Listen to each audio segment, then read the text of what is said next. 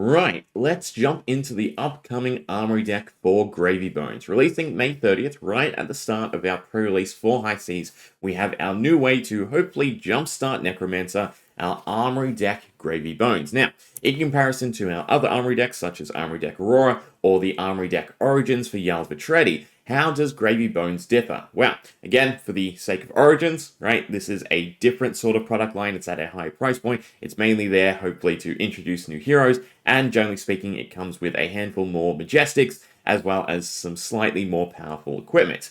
But still, in relation to Aurora, we do get a nice big change for Armory decks. So we'll dub Aurora our old standard, and then we'll dub Gravy Bones, hopefully, our new standard. Now, price point, again, means that it is definitely in line with Aurora, but Gravy Bones is compatible with Blitz. All we have to do is take out the CC labeled cards, and we can transition from our Armory deck class constructed to a deck workable for Blitz, hopefully. So that is a beautiful new standard, right, for Armory decks going forward, and we hope it does definitely get continued, and it is balanced relatively correctly, right? But it does also bring up the curious point. Are we going to get, 3 versions of some cards, right? Rainbow foil, a normal version, and then a CC marked version? Because there's definitely going to be cards that you still want 2 of, right, in your Blitz decks compared to a classic constructed deck. Now, in relation to our Armory deck Aurora, or our Armory decks in general, what do they usually come with? Well, they have all, since the start, a new full set of equipment for the class. So,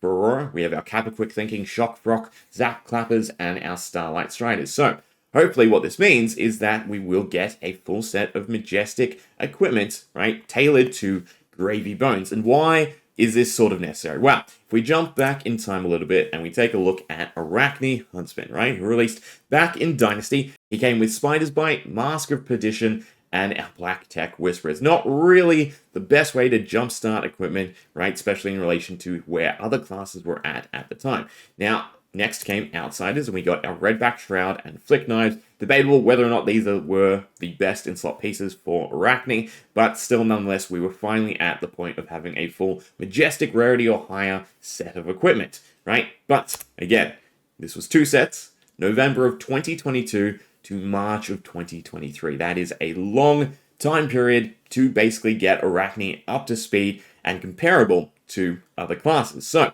again, this is sort of the purpose that we hope the Armory deck for Gravy Bones will help facilitate.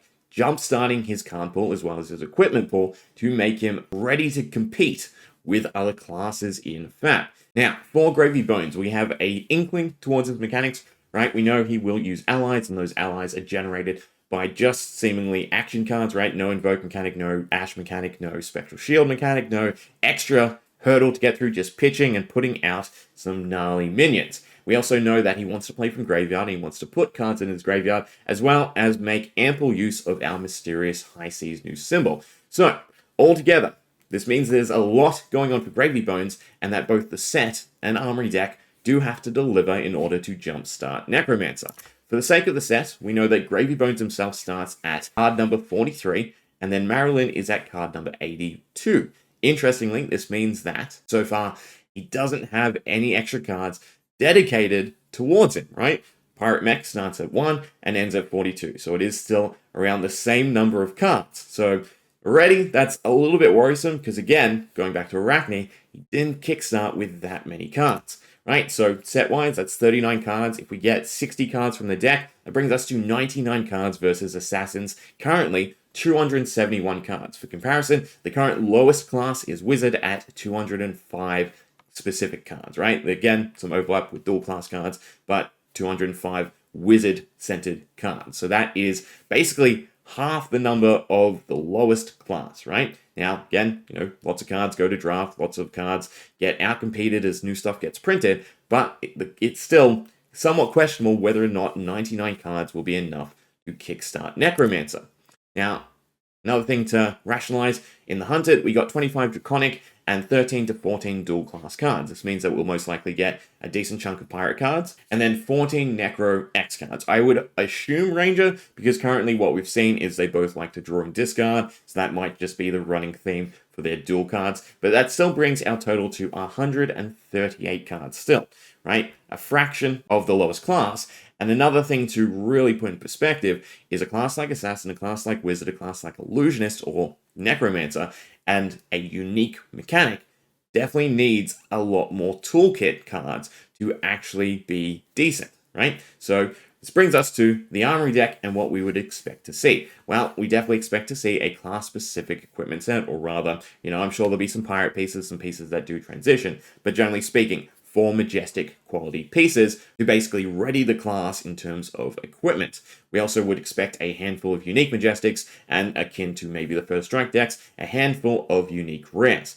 So in comparison to Dynasty, this does mean that hopefully Gravy Bones does launch with a much better dedicated card pool, right? Again, 3 equipment pieces for Assassin. They were really just pulling from generics. Even the Blitz deck from Outsiders, right, had a bit too many generics for my liking, right? So yeah, hopefully this does mean that we do get some dedicated cards for Gravy Bones. So the purpose that I would personally like the Armory deck to fulfill is, for one, the equipment to be fun, but definitely not mandatory, right? We don't want the deck to basically bottleneck things. Rather, we want it to reduce majestic bottlenecks. If there is a stable majestic coming in high seas, we want it reprinted in the Armory deck. That way it has a easy way to access it, and it will also sort of gate the pricing, right? Because again, if Necromancer is a hugely popular class, we don't want the cards going the same way as what we've seen with the majority of Assassin cards.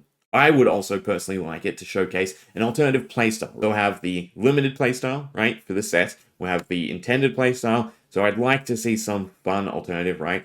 Whether or not that's a playstyle that leans into your allies, a playstyle that leans into sacrificing your allies, or something completely different. That's generally just what I'd like to see. The Armory deck is a way to open up the possibilities and just get people up to speed with how to play the deck and what exactly Gravy Bones can do across the board.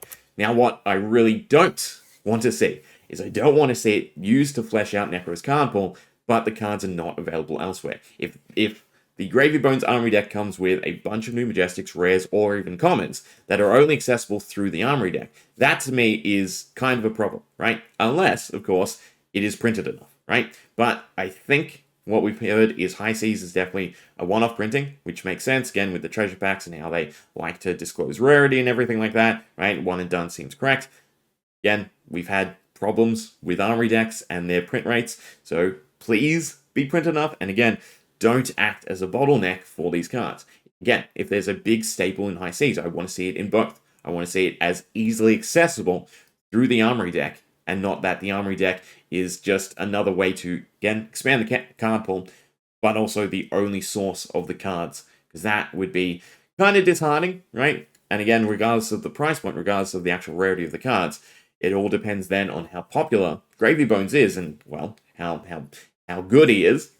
But those cards will all basically skyrocket, and that is definitely something that I wouldn't look forward to. Now, again, in terms of the Armory deck being our standard going forward, right, we haven't seen a bundle kit for High Seas, right? It hasn't been disclosed in the product page, so I would assume that we're kind of not, right, and they're kind of moving away from it, which again makes sense if the Armory deck is their main product going forward. Similarly, we know that the bundles have taken over for Blitz, and, well, First Strike appears to be potentially a one-off, which, for better or worse, right? It depends how you feel about Blitz. Blitz is still the best way to, introduce players to the game and try to upskill them, but obviously Classic Constructed is where the majority of competitive play is at, so an Armory deck that can functionally fulfill both purposes is definitely fine, but then it does really need to be accessible, and again, not like the other Armory decks that we have seen. It needs to be excessively printed almost, if this is, again, the jumpstart way for Necromancer, the new way to get people into the game, and the main alternative product going forward, right? Anyway, that's where I'm at for the Armory deck. Are you excited? Are you a little bit pensive? Again, it all depends on how they decide to spread the cards out for Necromancer, because we do need an extensive card pool. We know that a decent section of it in High Seas is going to be dedicated towards just draft and limited. So to actually have the quality for Classic Constructed and have Gravy Bones be actually competitive or relevant, we do need a good amount of toolkit variety, right? By way of a large card pool selection. So fingers crossed that, again, This is what the Armory deck helps serve, but it's not in itself a bottleneck product. Hope you enjoyed. See ya.